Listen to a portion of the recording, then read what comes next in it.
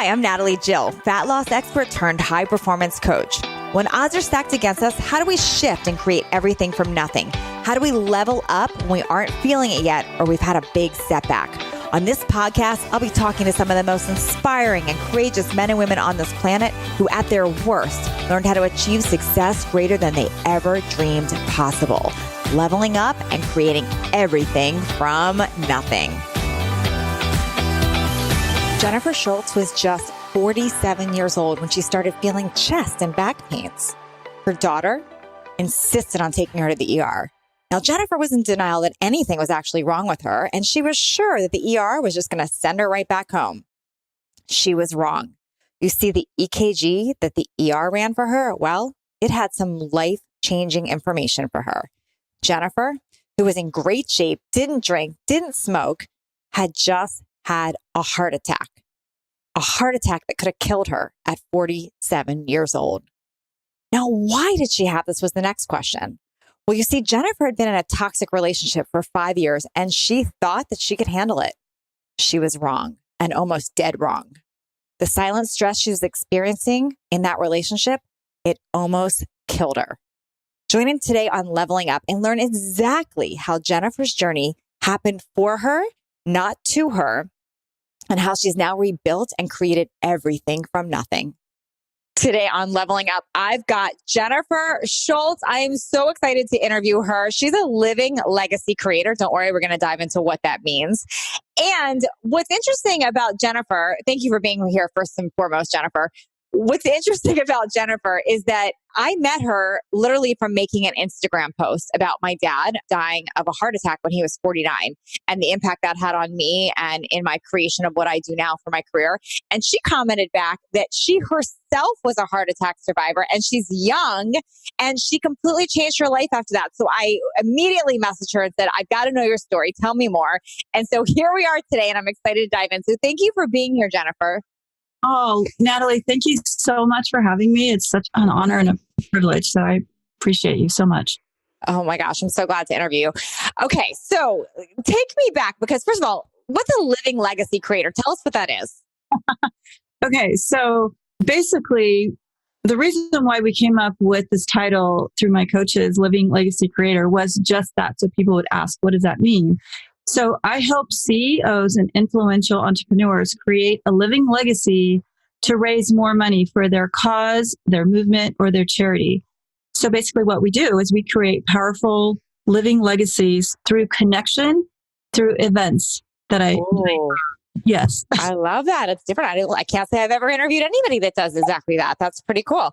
Okay, but you did not always do this. This was born from something you went through, correct? Definitely. And that's how we connected. Like you said, I saw your post and my heart, like even right now, like, oh God, I don't want to start crying, but I read your post. I'm getting emotional. My heart went out to you for your father and then what you're feeling, because I too lost my father 6 years ago unexpectedly. And then 5 years ago, I had a heart attack. And so when I saw all that, I was like, oh my gosh, I need to post something to her, just letting her know that I can relate somehow, not expecting us to connect on a podcast or anything, but just to really let you know I cared. And so that's what happened. I had a heart attack 5 years ago due to a very toxic, stressful relationship I was in. Okay, so I want to ask so many more questions because first of all, if you look at Jennifer, like if you even look at her Instagram, she is extremely fit. She looks very youthful. She on the outside looks totally healthy. So you didn't look like somebody that would have a heart attack. I mean, that's what I'm gauging. So this is really important because I think we hear that stress and the mind-body connection could really create and wreak havoc on our health, but I don't know that many of us really grasp it or believe it. So this is exactly what happened to you. So take us back, like who were you before that moment that this life-changing event happened? Okay. So, and you're absolutely right. When you hear that phrase, stress will kill or stress kills, it is a true statement and we don't take it seriously. So I was in a relationship with a man that I truly deeply loved. And he just had so many issues going on, depression and, some mental illness. And then it became addictions. And I thought, I'm Superwoman. I can handle all this, and pushed it down, pushed it down, pushed it down. And I didn't talk to anyone about it because, quite frankly, I was rather embarrassed that this was going on. And then number two, I was kind of like confused, like, why am I still with this person? But I did have this deep connection with him somehow. And so I kept building and building and building and building. And basically one night, I lost my mind because like I said, I'd been building and built, over years, but 2 weeks prior, he was really going through some major stuff of anxiety and depression and just lots of issues going on, and crying, screaming, just kind of all over the place. And I lost my cool one night, and I started yelling and screaming at him and making my point because I felt like I could not get his attention. Like, you've got to stop this. And 5-6 months prior to that, for the first time in my life, I was told I had high blood pressure. And the doctor literally said to me, he's like, Jennifer, he's going to kill you, because he knew. And I'm like, what do you mean he's going to kill me? He said, stress kills, Jennifer, and your blood pressure is sky high. You are so stressed out. I want you to leave. I'm like, I can't just leave. So I would imagine it stressed you out even more. Like, just hearing you have to leave, right? Yes, it did. And I was like, I can't leave. And exactly, it stressed me out more. And I kept thinking, no, I can handle this. I'm strong. I left home at 13 years old. I can do this. I'm like a survivor. And so that night, when we got into this altercation, I call it, and yelling and screaming back and forth at each other, all of a sudden I walked into the other room, and my daughter happened to be visiting, staying downstairs, and she heard me screaming, and she came running up, and I grabbed my chest and I said, oh my God, something's wrong. And at one point he did grab me. He was trying to actually calm me down, he says. So he grabbed me and he held me really, really tight. Well, I thought he broke one of my ribs because the pain was so excruciating. And of course, I've never experienced a heart attack before. Yeah. But luckily, my daughter, who was 20, used to watch like all kinds of those shows on, whatever, the History Channel and the Medical Channel. And she started asking me all these questions. She says, Mommy, you're saying like your arms are hurting and your jaw's tingling. You're having a heart attack. Oh my gosh. I just got complete goosebumps. It's like, yeah, we hear it, but like, I would imagine in that moment, you don't even like really, it's not even occurring to you. You're just stressed out and dealing. I was in total 1,000% denial. First of all, like 11 o'clock at night. Who wants to go to emergency room at 11 o'clock at night? No, you're thinking, I got to get up early. I got stuff to do. Yeah. I don't have time for this. Right. I'm already taking off my makeup. And I'm like, I'm not having a heart attack. You're out of your mind. She's like, no, Mommy, you're having a heart attack. I'm taking you to emergency. And I fought her. Like, I seriously fought her. Yeah. And we go out and she puts me in the car and she rushes me, to emergency. And it's quite interesting when you're having a heart attack and you walk into emergency, they whisk you right in. And I, again, being in denial, I was joking about it. I'm like, oh, I'm like a VIP. I get right in. Because I was So in the back of your mind, what were you thinking? Were you thinking I'm having a panic attack? Like, what was going through your mind of what was happening? I wasn't thinking panic attack. I was just thinking that I just got in this big fight with him. And then this was all nonsense. This was not happening. I honestly wasn't anything. Were you angry at your daughter for pulling you out and making you go to the hospital at this point? No, I wasn't angry at her. I have to say, it's funny you asked me this question because I'm thinking back. I wasn't angry at her. And because she's my firstborn, I don't know, with our children, we have a tendency, at least I do, and I'm sure other moms listening can relate to this, they have some wisdom sometimes that we just don't get. And so I was listening to her. I was letting her take over and take control. And I was okay with it, even though I was in denial. I mean, I'm like, okay, fine. Let me go get like my hairbrush and my makeup. Yeah, that's exactly. Let me put my eyelashes on. Hold on. Like, no, I get it. Yeah, this is the shallow what we live in. We don't think how serious something like this could be. Yeah. Basically, they whisk me in. They do. She's like, my mom is having an EKG right now, or a heart attack. She needs EKGs. I mean, she was like little doctor. Yeah. She gets to go to medical school now. So, yeah. Yeah. So they do 2 EKGs. They put me in the room. They do 2 EKGs. No one's coming in. No one's really talking to me, saying anything. Finally, the doctor walks in and says, like, this is already a couple hours have gone by. And he says, the cardiologist on staff or on call wants me to do another EKG. Don't ask questions. It's like, okay. In the meantime, the guy that was with, he's calling, like, why is this happening to me? I'm like, this isn't happening to you. This is happening to me. Oh, so he's being a total victim, like, which is, I'm assuming, what your relationship was like with him. Yeah. So I finally handed the phone to my daughter. I'm like, I can't talk to him anymore. I can't deal with this. Good. So finally, the doctor walks back in and he literally, and I'm not going to say the word, but he says to me, what the F is going on? You just turned, what was I, 48 at the time, 47, 48.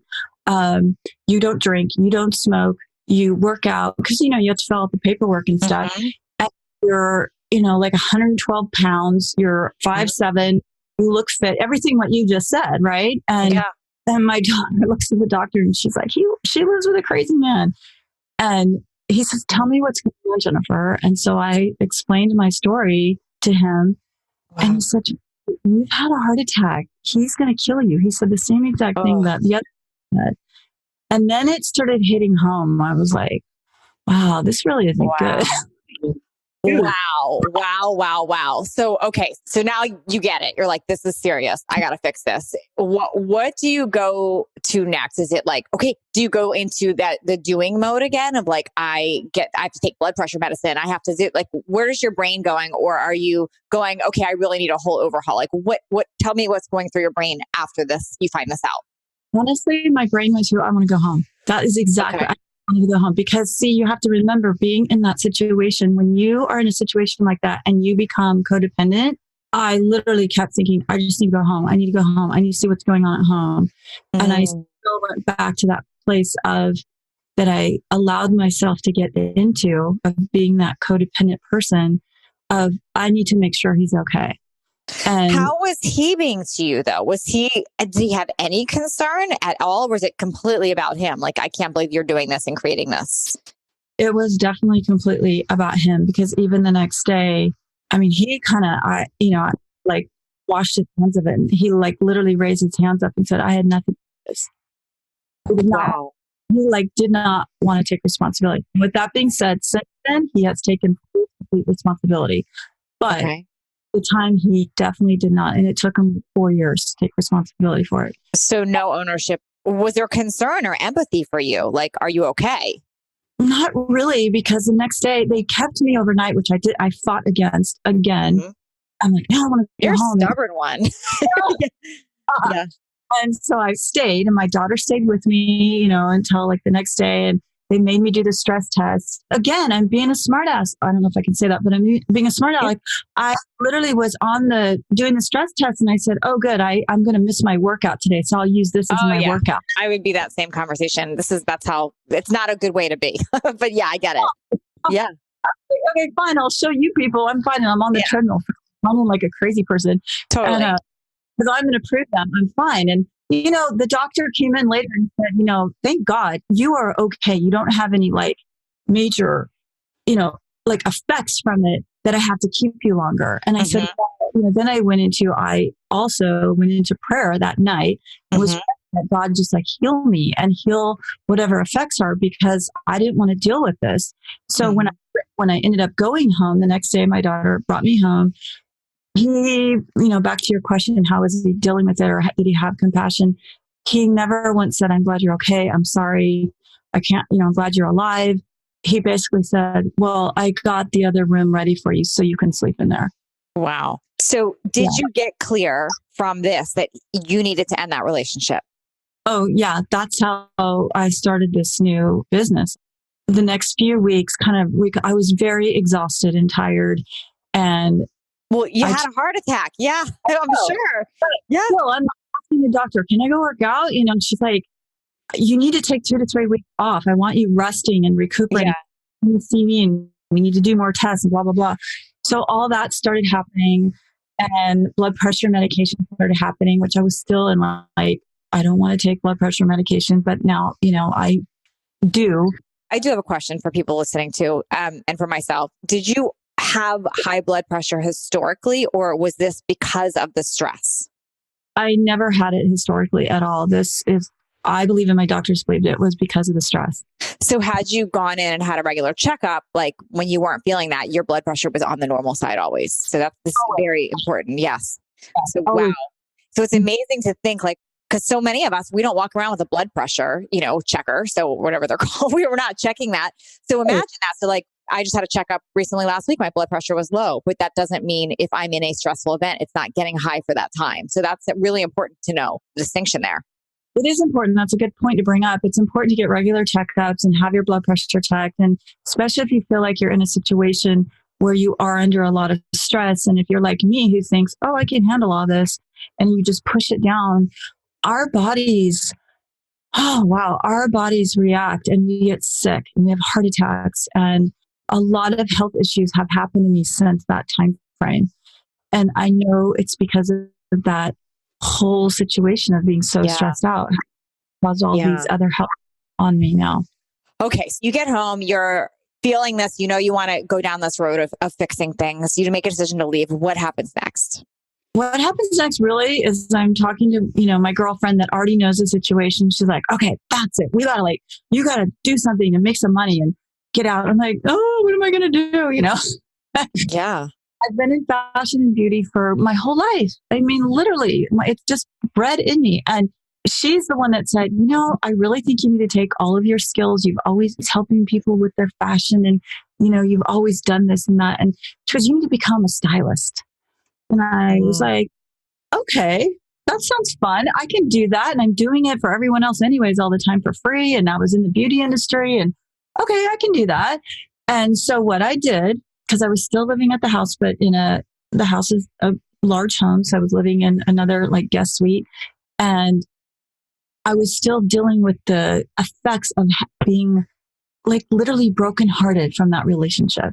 And how could someone that I love so much, who said he loved me, not take responsibility and do all these things and to me that I felt. And so I said, no more. So literally every day I started getting up.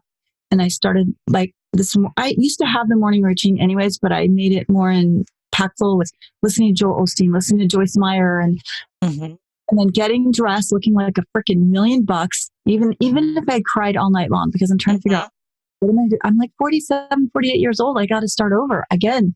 And I'm not excited about that. I started going to a place called Stonehouse. It's in Westlake Village, California. And I would show up there every day around 10 a.m. sharp. And I looked like I just walked out of a board meeting. I looked so good. My hair, makeup, the dress, the heels, everything. Had my computer and I had no idea what I was going to do, but I was going to look like I was in business. And where was this place you were going? What was this? Called Stonehouse. And it's a winery. Stone, that's Stonehaus. You should look it up. It's absolutely beautiful. It's a gorgeous resort area. So you would go and just hang out and say I was going to figure out my work or what I'm doing here. They had all these really cool little tables you could sit outside, and it was a very communal type of place. It was all built around Italy. And so I would go there and I had my computer. Okay, just look like you're working, even if you're not. Just pretend like you're working. And people each day I would start meeting somebody. Oh, my name's so-and-so, and oh, my name's Jennifer, and I'm a fashion stylist. And I would just start talking to people, and because it's a very friendly kind of a place. Yeah. And then basically fast forward over a couple months, I had been seeing the owner of the property there almost every day. He walks the property. I'm very proud of it. And I, got to know him. How are you? What do you do? What's your name, etc. And so one day he came up to me. It was actually an evening. I happened to go there with some friends for evening. And his general manager came up to me and said, Mr. Notter wants to talk to you. And I was like, okay, what's going on? We automatically assume something's wrong. And so Mr. Notter walks up to me and he had a bottle of wine in his hand. And he said, Jennifer, I want you to style my entire staff. And I was like, are you drunk? What's going on here? So I ended up putting a whole entire PowerPoint presentation that, keep in mind, I have no idea how to do PowerPoint. Okay. And I figured it out, got some like help from some friends, put a whole entire PowerPoint presentation of what I would do to make his staff look amazing and like a Stonehouse Italian feel of it. And so I presented it to him like a few weeks later to him and his COO, and they loved it and they hired me. That's and of course, incredible. I had no idea what I was doing. I was like, oh my God, this is so amazing. And so basically from there, I had to, I literally had to figure out like, where do I get the uniforms and how do I size everybody and how does all this work? But I figured it out because I know. Yeah. I love that you didn't know what you're creating or how. I love that. And I love that you, like, from there, you didn't know what you were creating or how, but you just kind of put yourself in a situation to act as if you like planted yourself in the spot to like, I'm going to just be here to be creative and get inspiration and hopefully meet people. I mean, that's just such a huge, phenomenal step that I have not seen with people where they do that. Yeah, I had to. That was my choice. I had to show up and look, like I said, look like I'm successful. And he even said that night, he goes, every day I see you, you are dressed so sharp. And he's from Germany or Sweden or somewhere. He's like, and he found out I was German. He's like, Germans always dress so sharp. And I'm like, okay, that's good. I'm only dressing sharp because I want to like do something with my life here. And that's basically what happened. And so I styled his staff. And from there, I started getting more clients would hear about me and, oh, I want to hire you to style me and this and that.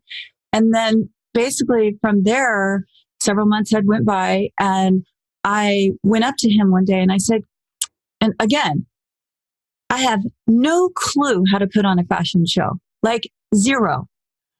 And I go up to him out of the blue. I go, hey, Mr. Notter, what do you think about having style at Stonehouse? I'm saying it. I'm like, what am I talking about? I don't even know how to do it. It's so incredible. It's so incredible. So I got so many more questions. So you launch that, you start. How does it evolve into what you're doing now? Because it's a whole nother level and it's different. And then I want to dive into like, what did you do to reverse heart disease? Because was it heart disease or was it a one-time incident? Like what were you being told and how did you reverse it and prevent it from happening again?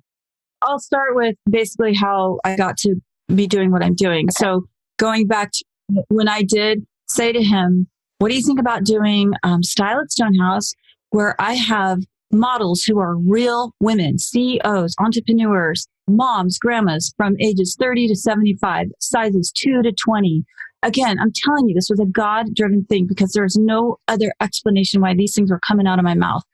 I've never done this before. And so he looks at me and goes, I love it. That's fantastic. He goes, you go get Chris. That's his COO. Tell him I want to do this. And I go find Chris, I don't know where he was. I find him and I tell him Mr. Notter said yes, blah, blah, blah. He's like, done. You have like full reign to use any piece of property on this property. And so I decided on the room I wanted because it only held 50. And I was like, okay, if I can get 25, I'll be so excited.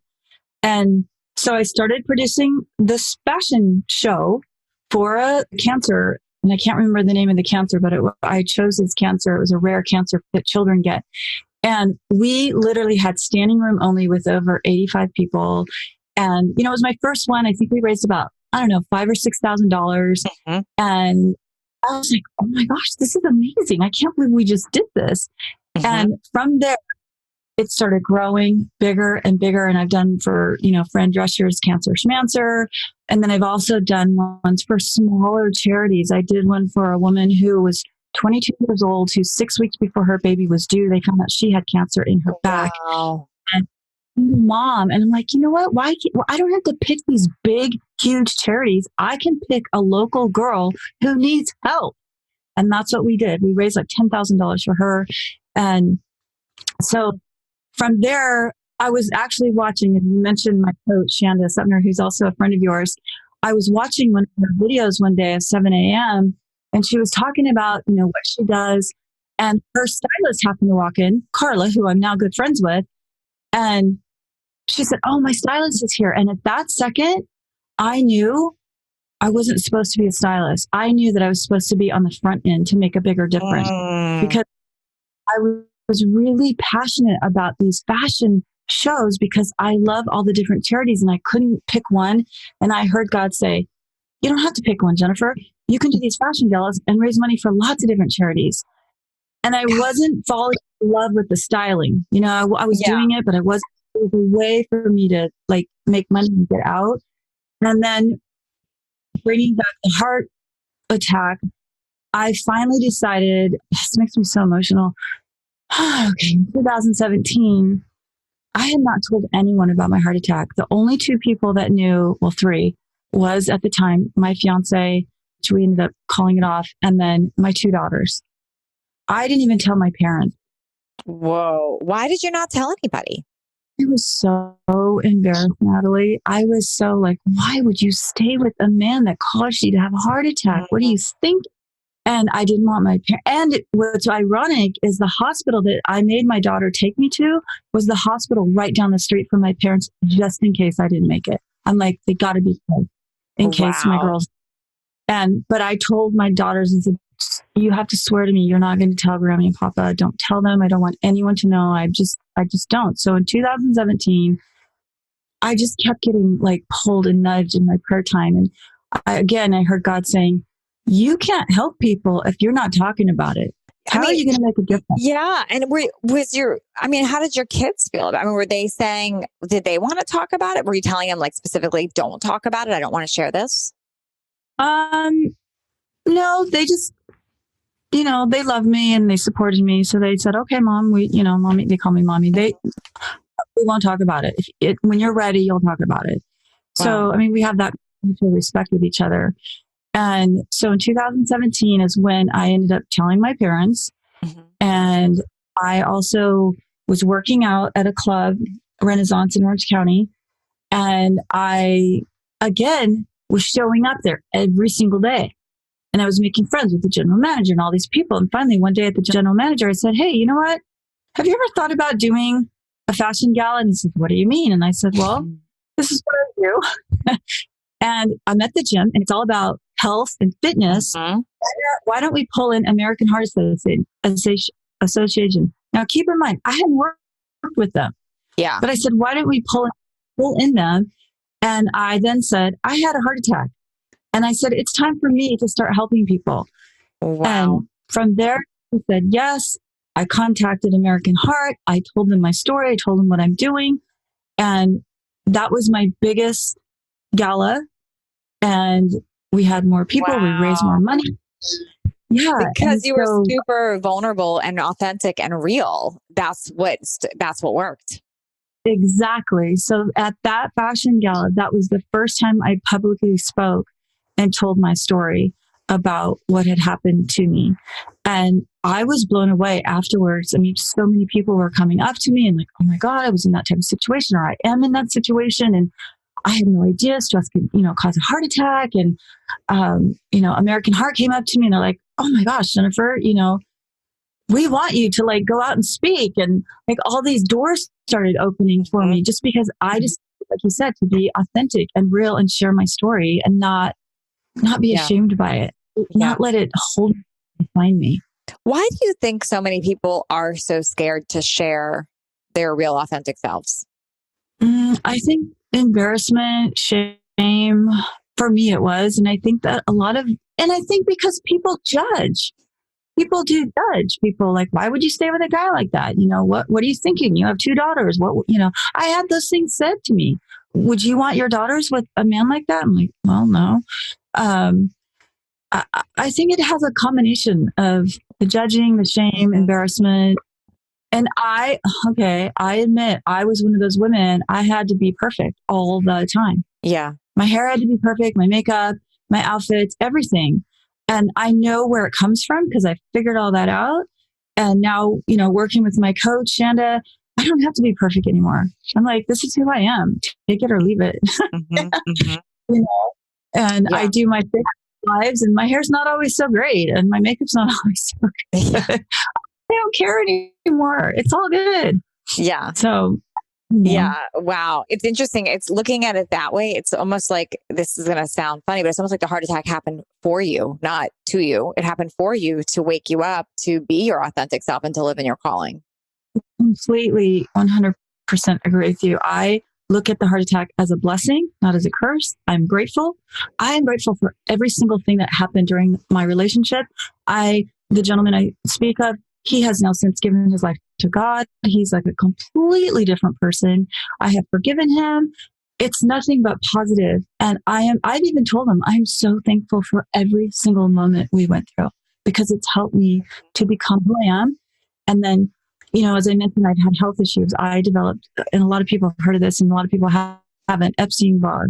And it's been a 2-year, actually after my last fashion gala in 2017 is when I got Epstein-Barr. I just literally last week started feeling better from it. It's been 2 years. Now, is that connected? Is Epstein-Barr connected? And is that stress related as well?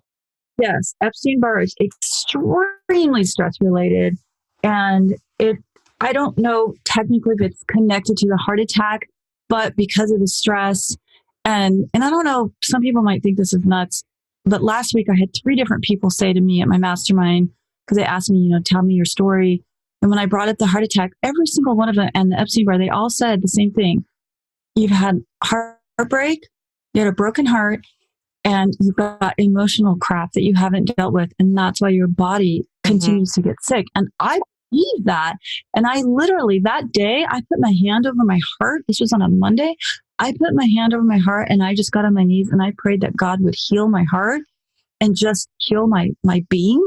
And I felt good. It's been 11 days. I have more energy. Wow. My brain fog completely went away. And I'm doing other things too. Don't get me wrong. So talk to us about that, because this is a pattern with many people where I have to be perfect. I don't want to share. It almost starts being fake. I'm not going to share my authentic self. So we hold in emotions, we put others first, and then yes, it develops into disease. So what have you, because clearly you got the lesson and you created something new from it and you're giving back and you're stepping more into your authentic self, but you also still, you got another disease. You got the Epstein-Barr diagnosis. Now, granted, 11 days, you think you might've shifted and you're feeling better, but what do you do to heal the emotions? What do you do to prevent this from happening again? What have you added into your life? What would you tell the person that you were before? What would you tell that Jennifer from several years ago that had the heart attack before she had the heart attack? What do you want people to know so they can start taking care of themselves and prevent this? Well, I would say exactly what my daughter said to me. She said, Mommy, you had a heart attack and God was trying to tell you something. And now you're sick with Epstein-Barr. You need to slow down. Because I can be a workaholic. And so I have completely shifted my life. During the time when I was sick, I could barely even lift a plastic bottle of water, a water bottle, because I was so weak.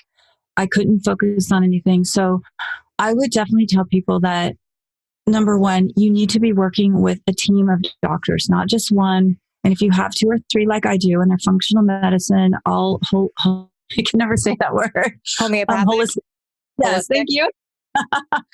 Yeah, you have to work with good doctors who, for my virus that I have, Epstein-Barr, it's a virus. And so and this is nothing against Western medicine, do not get me wrong, but a lot of Western medicine, they don't understand it. They were saying to me things like, oh, you're depressed, or, you had a heart attack and you just need to sleep and here's a pill. And I'm like, no, this is not working for me. This is not, something else is wrong. And it wasn't until a functional medicine chiropractor said to me, let's take some other further tests. And then we discovered that I had the Epstein-Barr and I had some other viruses and my immune system was completely in the gutter. And from there, I had to start working with supplements. And echinacea, who everyone swears by, was making me worse. So I had to get off of echinacea, and I'm taking certain supplements, and I've adjusted them over the past 2 years, ones that seem to work better with Epstein-Barr, because I started working with or reading a book by Dr. Kynes about the Epstein-Barr solution. So supplements, you got to take the right supplements. So you can't just go to Whole Foods and say, I want this, I want that. You've got to be working with a good doctor. I started doing supplements. I completely have changed the way I eat.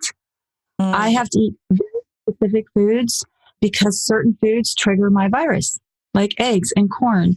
My virus loves that. So how did you know, like, because from my understanding, a lot of the symptoms of Epstein-Barr are very similar to a fever, right? I mean, the flu or the fever. It's the rash, it's the fever, it's the loss of appetite. Is that pretty much what you had? I didn't have loss of appetite, but I had extreme fatigue. Like Okay. I couldn't be awake for more than 5 seconds. And I wanted to sleep all the time. And the brain fog was so bad and the dizziness and the vertigo was going on. So some of my symptoms are not the typical Epstein-Barr or mono symptoms, as they, call it. So 90 to 95% of people walking around have Epstein-Barr. It's just, it lies dormant. And when it pops its ugly head, Like mono. it's, yeah, right? Yeah. it's really vicious and hard to get rid of. So like I said, I've had to change my life. So what am I doing differently? I'm still taking my supplements. I do Ozone IV, which a lot of people haven't heard of that. No. That has definitely made a difference with me. I started working with a doctor in San Juan Capistrano, and she does Ozone IV. What's Ozone IV? So they basically, in my way of explaining it, they stick an IV in your arm and they take out your blood, there's a certain amount of blood, and then they put the ozone in it and they mix it up really nice and sweet and soft. And then they literally put it back into your body. So it's basically... I'm thinking of like ozone layer, like the earth. So what am I missing? Yeah, no, it's like cleaning out your blood and it's getting rid of bugs and viruses. Okay. I did my first round. I did 22 rounds of Ozone IV. This was like a year and a half ago. And a year ago, I guess. Yeah. Because last March, I started getting better. April, because my oldest daughter who helped me with the heart attack, Chelsea, she was getting married at the end of April. And I was bound and determined that I was going to be 100% better so I can be present for that girl in her wedding for the whole entire weekend. And so I was doing Ozone IV like 3-4 times a week. I was doing these other radical treatments that I don't know what they're called, but basically they zap all the bugs and viruses out of you. I was going there 2 to 3 times a week, sometimes 2 to 3, 4 hours. I was getting chiropractic care. I was eating clean. I was resting. So all I was doing was doctors, sleeping, doctors, eating right, sleeping. Mm-hmm. And the other thing to add something else into this mix was my blood sugar.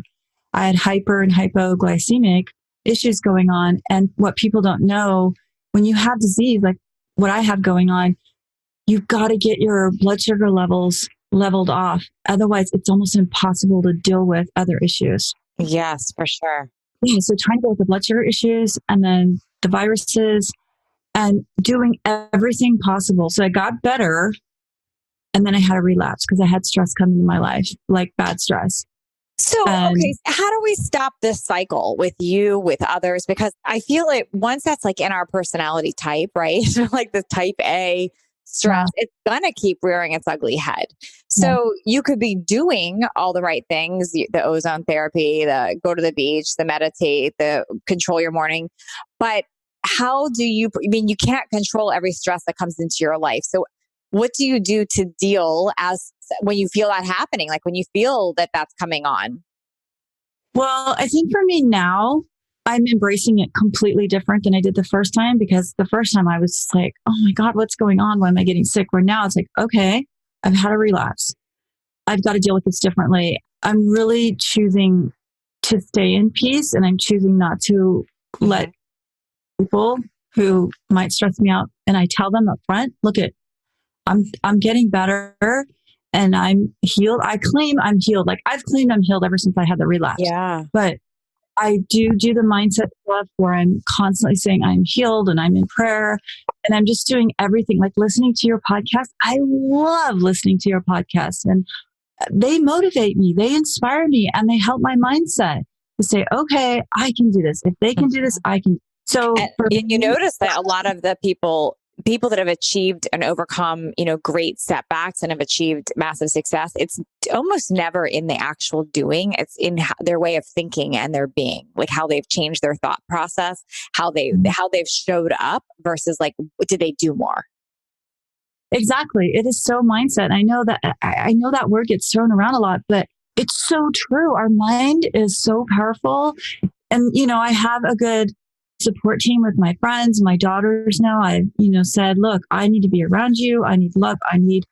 Because that's what the book talks about that I read. It says you need to be around, so I'm doing everything I can to surround myself with good, positive people, whether I listen to them on podcasts or watch it on, a computer, or even, like I said, being around my daughters and my family and going to the beach, taking off my shoes, even when it's freezing outside and getting grounded and just doing everything I can for that self-care. I've also taken on my coach's encouragement of only working 3 weeks out of the month, taking that last week off, not working on the weekends and resting. And even like today, after we do our podcast, I'm going to rest for an hour. I'm going to take it and rest. I love that. Yeah. I'm going to be okay. And the other thing I've had to give up, which I had to be okay with, was working out. I haven't worked out, and I'm a workout freak like you. Not a freak, but you know what I mean? So no workouts. What did you replace with? Walk, yoga? What do you do instead? My doctor said, I don't want you in that gym at all, because I was pushing it. And I would go for half an hour and barely do anything. Like, we're talking 5 pounds, and I would be wiped out. And she said, you're done, Jennifer. You're not working out. Is this a never ever again? This is for the last 3 months. And so I actually just texted her with her yesterday, and I said, okay, I'm doing much better, and I'm going to wait till the end of March, and I'm going to start slowly again going back to the gym in April. So what I've done is my walks on the beach. And trust me, there's days I can't even barely walk down to the water. There were days that I could barely walk down to the water. And now I just, there's days I can take long, long walks and I kind of go slow. Then there's days I can go faster. Sometimes I have to sit down and just kind of like, okay, it's all good. Yeah. And again, it's a mindset. Like, I've had to mentally tell myself, it's okay. This is going to help you, not make it worse. And gosh, your story, your journey is so fascinating to me. And I love this. And I wish you so much more health and goodness coming your way. And I know that your story has really made a difference for so many people today. I'd love to know, I have a question I ask everybody, and I'm curious your take on this, especially since you've been on the other side of it now. Like, you literally had a near death happen to you, really. If somebody is in their own personal rock bottom right now, like maybe they're in that abusive relationship where they are dealing with the stress, or maybe they've overcome their massive, setback health wise, or they're dealing with it right now, or whatever their personal hardship is. If you were to give them some advice, looking on the other side now of 3 things they can do to start shifting out of that and leveling up and creating everything for nothing, what would you tell them? Wow, that's a loaded question and powerful one. I would definitely, for me, prayer. Like, turn to God. He's got the answers. And definitely be praying, spending time in the morning, even if like you are in a relationship that you're not sure why, there's a reason for it, I promise you. And surround yourself with positive things coming into your mind, whether you're reading, podcasts, things like that. And don't give up. Like, don't give up. There's been so many days, even the past 6 months, Natalie, that I had major monkey chatter in my head, like, just quit. You can't do this. I'm never going to get better. I'm never going to be able to work my business again. And I don't have the bandwidth. And thank God I had the people in my life that I could, shoot over a text or call and say, okay, I'm losing my mind. I'm telling myself these horrible things. Tell me to stop it. And they would hold me accountable. So I guess really prayer, fill your mind with positive things, reading and stuff. And then don't ever, ever, ever quit. Oh, definitely don't quit, because when you start feeling better, you get out of that relationship, it is amazing. The doors that open, it's incredible. Oh, it's amazing. Oh, so good. Gosh, Jennifer, thank you for being here today. Where can people find you? Like, where are you most active on social? Where can they learn more? What if they want to plan a charity event with you? Like, tell us where to find you. Okay, they can either go to Facebook, which is Jennifer Shultz. My last name is Shultz, so there's no C in it. Jennifer Shultz Style, which is my business page or, personal page. And then Instagram, same thing, Jennifer Shultz Style. My website is jennifershultzstyle.com. So Jennifer, SHULTZ.com. And thank you, Natalie, for this and for letting me share my story. And I really hope that it can impact some people today. I believe it will. Thank you. Thanks for leveling up with us today. Please share this episode if you found it helpful so others can join in. And don't forget to hit that subscribe so you don't miss out on future shows. And if you would leave me a 5-star review, I appreciate those so much. I read all of them, and it's how I know that I'm giving you information that you find valuable. And come interact with me over on Instagram at Natalie Jill Fit. I read all the direct messages and comments over there. Make it a great day, creating everything from nothing.